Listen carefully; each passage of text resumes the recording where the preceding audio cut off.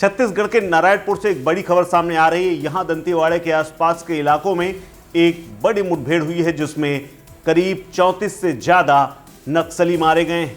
सुरक्षा बलों के इस ऑपरेशन के दौरान उन्हें बड़ी सफलता मिली है। इनके पास AK-47 से लेकर के तमाम गोला बारूद मिला है। सुरक्षा बलों के जवानों ने एक एक करके करीब 30 से ज़्यादा नक्सलियों को ढेर कर दिया है और जानकारी के मुताबिक अब ये पता चला है कि नक्सलियों के पास से जवानों को बड़ी संख्या में ऑटोमेटिक हथियार और दावा तो यहाँ तक किया जाता है कि 40 से ज़्यादा नक्सलियों की मौत हो चुकी है, लेकिन अभी तक तमाम शवों का बरामद किया जाना बाकी है। इसके अलावा नक्सलियों के पास से बड़ी संख्या में ऑटोमेटिक हथियार AK-47 से लेकर के बड़ी मात्रा में गोला बारूद मिला हुआ है। इसके अलावा रात होने की वजह से फिलहाल यहाँ पर सर्च ऑपरेशन में थोड़ी सी देरी हो रही है, लेकिन फिर भी माना जा रहा है कि सर्च ऑपरेशन के बाद यहाँ से बड़ी संख्या में नक्सलियों के शव बरामद हो सकते हैं और तमाम जानकारियाँ भी सामने आ सकती हैं। दरअसल एक गुप्त सूचना के बाद सुरक्षा बलों ने घेरेबंदी की और एनकाउंटर शुरू हुआ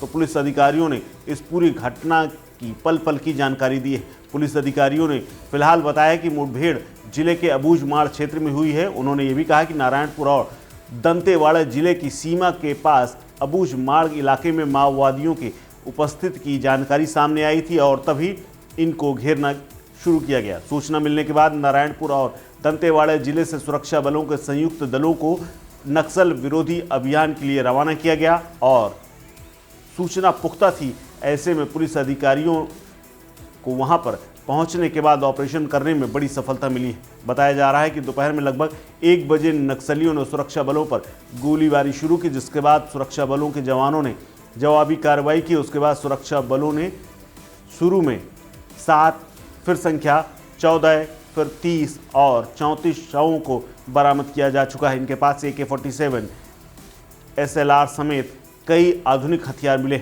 अधिकारियों ने इस बात की भी पुष्टि की है कि फिलहाल मामूली खरोंचों और जख्मों के अलावा सुरक्षा बलों के जवान सभी सुरक्षित हैं और किसी प्रकार का कोई नुकसान नहीं हुआ है। आपको बता दें कि अबूझमाड़ में करीब 2 घंटे तक रुक रुक कर फायरिंग होती रही। इसके बाद फायरिंग पूरी तरह से रुकी, तब जाकर के सर्च ऑपरेशन चलाया गया। माना जा रहा है कि तमाम नक्सली इस गोलीबारी और आवाज़ सुन करके भाग भी गए। जब सर्च ऑपरेशन शुरू हुआ तो उसके बाद नक्सलियों के एक के बाद एक शव बरामद होने शुरू हुए। नक्सलियों के पास से ऑटोमेटिक हथियार बरामद हुए। जानकारी के अनुसार सुरक्षा बलों की एक दिन पहले नारायणपुर और दंतेवाड़ा जिले में जवानों और नक्सलियों के बीच में मुठभेड़ हुई थी। इसके अलावा एक मीटिंग की भी जानकारी मिली थी, जिसके बाद जवानों को नक्सल ऑपरेशन के लिए भेजा गया था।